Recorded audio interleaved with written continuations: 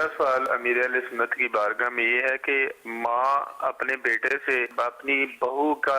غیبت کر سکتی ہے کہ مجھے تنگ کرتی ہے مجھے، اور ایک سوال یہ ہے کہ بیوی اپنے شوہر کی کوئی بات ایسی اس میں کوئی خامی ہو وہ دوسرے سے کر سکتی ہے کہ وہ مجھے تنگ کرتا ہے اس طرح، یا اس طرح کی باتیں اب کر سکتی ہے اپنے شوہر کے بارے میں کوئی بات؟ مطلب کوئی اگر ضرورت ہے کہ مثلا ماں کو بیوی تنگ کرتی ہے، واقعی تنگ کرتی ہے، اور ماں بے بس ہے، اس کو کنٹرول نہیں کر پاتی، اب اس نیت سے اپنے بیٹے کو کہتے کہ اس کو تھوڑا سمجھا دو صاف نیک نیتی سے، تو جائز ہے، مگر اس کا چانس بہت کم ہوتا ہے۔ تو عام لوگوں کی غیبتوں کی بھی ظاہر، جیسے میں نے کہا کہ ایک تو فرصت اور اجتماع میں آئے، ایک یہ کہ ٹائم نکال کر اجتماع میں آئے، دونوں کے ثواب میں فرق تو پڑے گا۔ تو اسی طرح یہاں یہ خرابی عام غیبتوں سے زیادہ خرابی ہے کہ ماں بیٹے کو اپنی بیوی کی برائی بیان کرے، اس لیے کہ ماں جب بیٹے کو برائی بیان کرے گی نا اس کی بیوی کی، تو بیٹا جو نا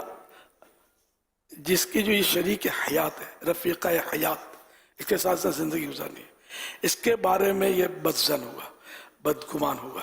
اس کی محبت کم ہوگی۔ جب محبت کم ہوگی تو دیگر حقوق ادا کرنے میں بھی کوتاہیاں شروع ہو جائیں گی، اور ان میں فاصلے بڑھیں گے اور آپس میں لڑائی جھگڑے ہوں گے،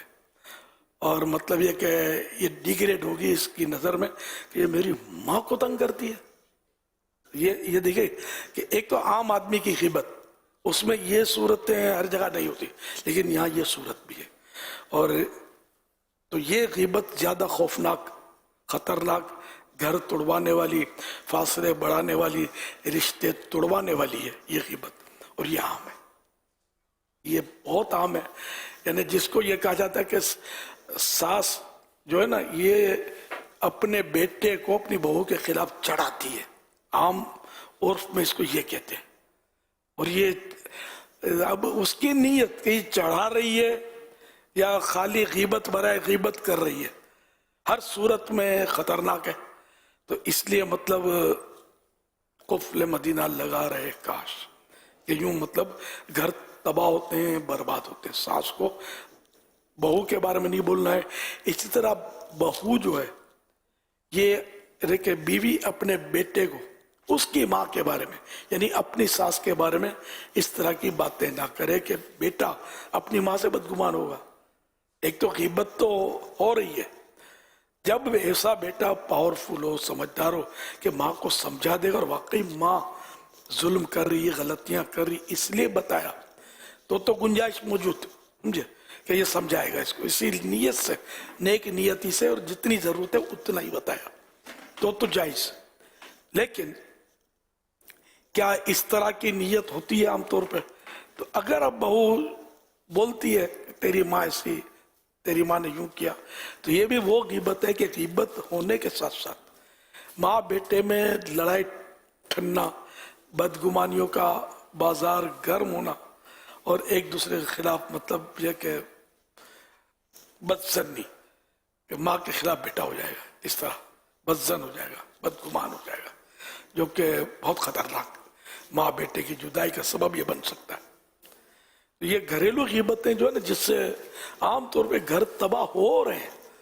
یہ کوئی مطلب ڈھکی چھپی بات نہیں ہے، جس کو دیکھو مطلب گھر میں کون ہے، تو کوئی خوش نصیب ہوگا شاید، اگر ہزاروں کہوں پتہ نہیں لاکھوں کہوں، کہ یعنی کہ ایسا گھر ہوگا کہ جس میں ساس بہو جو ہے نا ماں بیٹی کی طرح رہتے ہوں، یہ ہزاروں لاکھوں میں کوئی گھر ہوگا، باقی کوئی تو کوئی تناؤ رہتا ہے۔ اس طرح نند بھاوج میں تناؤ رہے گا، یعنی کہ جو شوہر کی بہن ہے وہ نند کہلاتی ہے،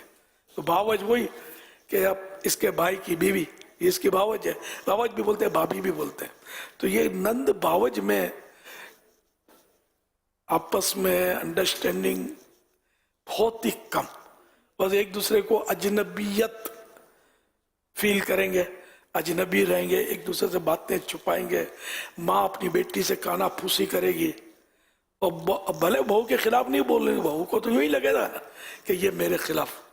کان بھر رہی ہے، मेरे खिलाफ कुछ प्लानिंग हो रही है। या माँ अगर बेटे से बात करेगी,